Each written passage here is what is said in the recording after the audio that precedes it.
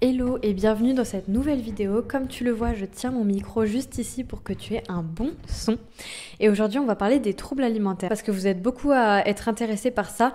J'ai déjà fait une vidéo, mais il y a très longtemps sur le sujet. Je te la mettrai par là si j'y pense. Mais si tu le sais pas, j'ai traversé une période de troubles alimentaires où j'ai vécu de l'anorexie mentale, de la boulimie non vomitive, et des périodes d'hyperphagie aussi. Alors, j'ai envie de partir du début parce que je pense que cette vidéo peut aider du monde. Pourquoi est-ce que je suis tombée dans les troubles alimentaires? Alors, il y a 1000 raisons. Je pense que la première, c'est le rejet. C'est le sentiment de décalage que j'ai toujours ressenti avec les gens. Le rejet constant à l'école qui faisait que déjà, je prenais l'habitude de manger en rentrant chez moi. Je dirais la faible estime de soi, l'anxiété sociale, bref, toutes les raisons qui font que déjà de base, tu as un rapport à la nourriture qui est un peu particulier. Ensuite, ce que je dirais, c'est au niveau familial, c'est-à-dire toutes les pratiques du type te forcer à rester à manger à table, te punir si t'as pas fini ton assiette, te retirer à manger quand tu manges trop ou que juste tu fais ton goûter parce que t'as pas mangé à la cantine, c'était mon cas. Voilà, te retirer à manger et te créer un rapport à la nourriture un peu particulier ou te dire attention, faut pas grossir, tout ça.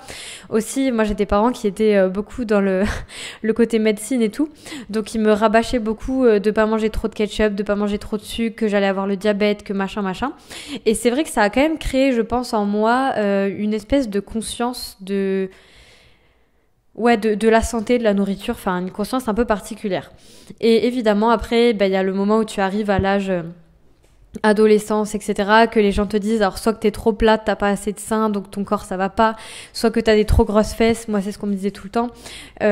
Voilà, enfin en tout cas, tu vois, t'as une espèce de culture, ça se dit, du régime, de mincir, de faire du sport, d'être belle, d'être parfaite, etc.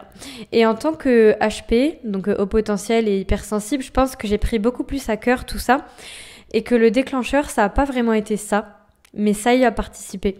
Je pense que ce qui a vraiment été le déclencheur pour mon cas, c'est à partir du moment où j'ai eu des relations amoureuses, et je n'irai pas dans tous les détails, mais où j'ai eu le sentiment de pas être acceptée comme j'étais, de pas être respectée. Et finalement, j'avais tellement pas de contrôle dans ma vie que je pense que c'est ce qui m'a poussée à contrôler mon corps. C'est ce qu'on vit beaucoup quand on a la blessure de trahison d'ailleurs, souvent, c'est que on s'est tellement senti trahi, pas respecté, etc., que on essaye de contrôler les autres, contrôler parfois son poids, contrôler ce qu'on mange, etc.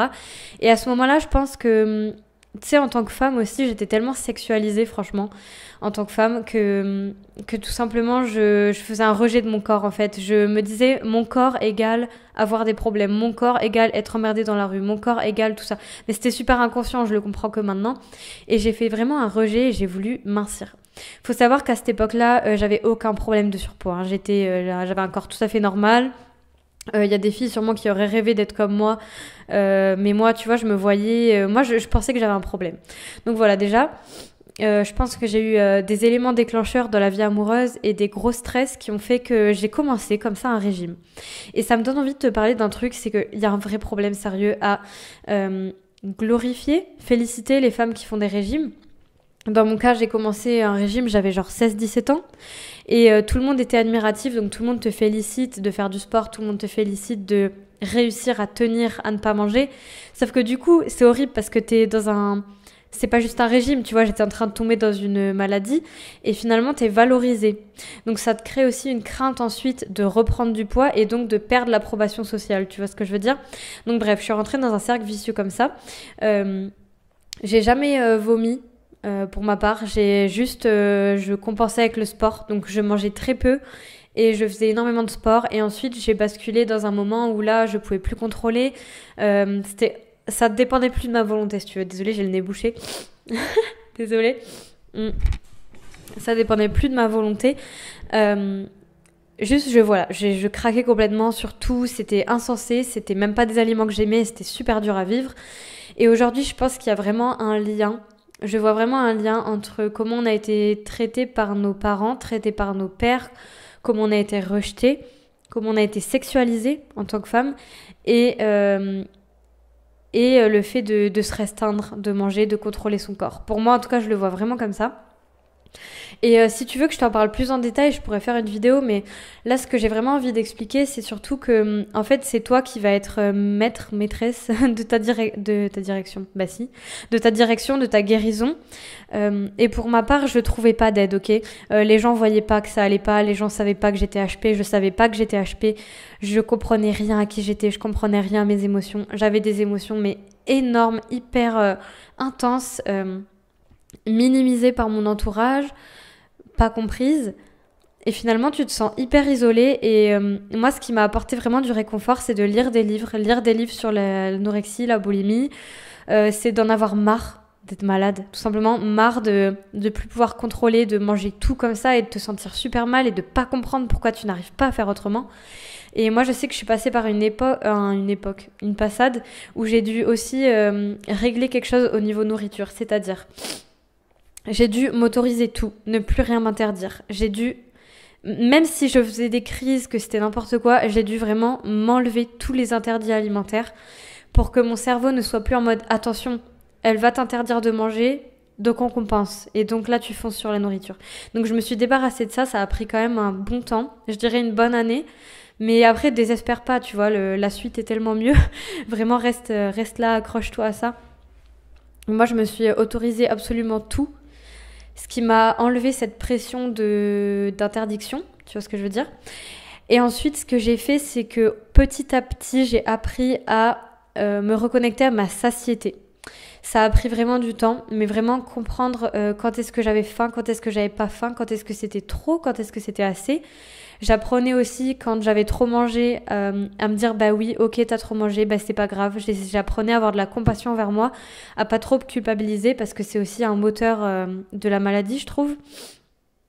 Et voilà, moi c'est vraiment ça qui m'a aidée, et ce que j'aurais envie de recommander là à toi si tu m'écoutes, c'est vraiment de plus rester seule, d'aller voir un ou plusieurs professionnels ou une professionnelle qui peuvent t'aider, qui peuvent te soulager sur plusieurs choses. Si tu as vécu des choses traumatisantes, par exemple des agressions sexuelles, de la violence chez toi, ou même juste qu'on ait minimisé tout le temps tes ressentis, qu'on t'ait tout le temps rejeté, etc.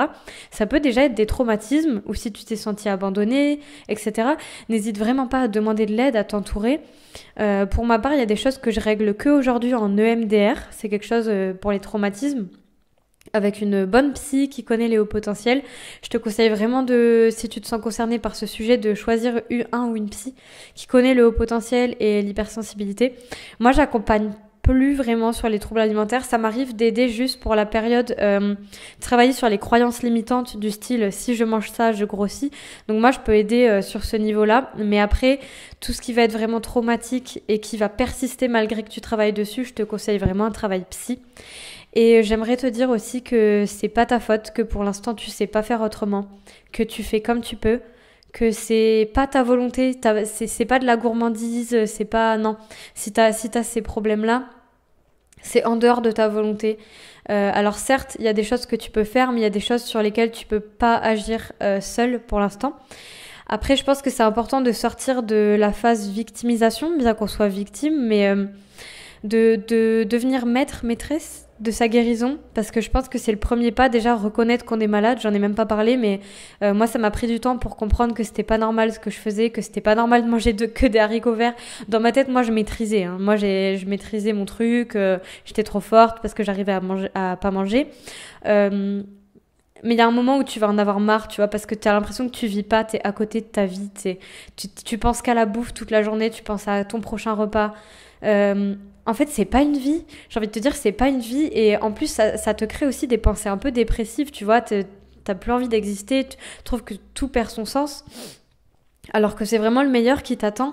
Et que pour que le meilleur t'attende, bah, il faut aussi que tu te rapproches un peu, pas du meilleur, entre guillemets, mais que tu fasses des petits pas pour avoir de la compassion envers toi-même, pour t'aimer un peu plus, pour comprendre un peu ce qui t'est arrivé, pourquoi t'en es arrivé là, mais surtout comment faire pour reprendre goût à des choses aussi. Donc ça peut être juste reprendre des passions que t'aimes bien, peut-être reprendre du sport, mais attention, c'est encore une fois, moi je sais que j'ai mis longtemps à reprendre la muscu par exemple, parce que comme je l'avais utilisé pour perdre du poids, bah, je préférais faire des loisirs sans être focus sur de la perte de poids, sinon ça me remettait dans un état d'esprit de me restreindre. Donc voilà.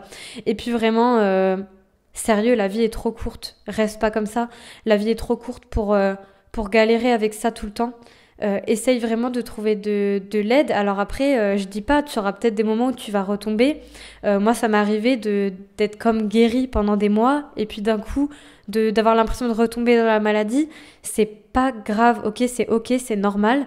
Et surtout, tu peux trouver des solutions et tu peux essayer de te rappeler qu'est-ce qui t'a aidé déjà il y a quelques temps et d'essayer de les réappliquer. C'est un apprentissage perpétuel, c'est comme pour les émotions et pour toutes les autres difficultés. Et voilà, si je peux te donner un peu d'espoir là-dedans, j'en serais heureuse. Et qu'est-ce que je te dirais de plus ? Je dirais que plus tu contrôles, je le répète tout le temps, je sais, plus tu contrôles, plus tu perds le contrôle. Et que parfois, contrôler tout, ton alimentation, ton corps, etc., ça te donne l'illusion de contrôler ta vie. Mais en réalité, parfois, t'as juste à accepter et à être aidé. Et puis, ça passe bien plus vite. On s'en rend pas compte, mais ça passe bien plus vite que quand on est dans ces mécanismes-là. Et il faut pas s'en vouloir parce que c'est inconscient, encore une fois. Donc voilà, c'est un peu le message que je voulais te faire passer aujourd'hui. Si jamais tu suis pas trop tout ce que je fais en ce moment, sache que je viens de créer l'école des hypersensibles où tu peux me retrouver très bientôt, donc tu peux retrouver dans la description. C'est vraiment un espace où on va parler de plein de thématiques, il y aura du coaching de groupe, il y a des exercices coaching, ça va être top et surtout vraiment pas cher. Moi j'aurais rêvé d'avoir accès à ça, je suis vraiment hyper fière de construire ça. Et il y a un podcast chaque lundi, important, retiens, un podcast chaque lundi. Quand il y a une pause, ça peut arriver, mais c'est rare. Il y a un podcast qui sort chaque lundi sur Margot Coaching. Tu peux taper sur Google, tu me trouveras. Et dans la description. Et très important aussi, si tu rejoins Procra Solutions, donc c'est ma formation, enfin pas ma formation, j'aime plus le terme, mon atelier en ligne pour sortir de l'inaction. Tu peux retrouver tout de suite le programme en bas. Et si tu rejoins aujourd'hui, tu auras accès à un coaching de groupe dans 2 jours, si je dis pas une bêtise, dans 2 jours. Donc voilà, c'est juste si jamais tu as besoin d'un coup de boost, rejoins-nous maintenant. Et sinon, tu peux toujours nous rejoindre plus tard et t'inquiète pas, il y aura plein de choses pour toi. Et je te dis à bientôt pour un prochain podcast, une prochaine vidéo.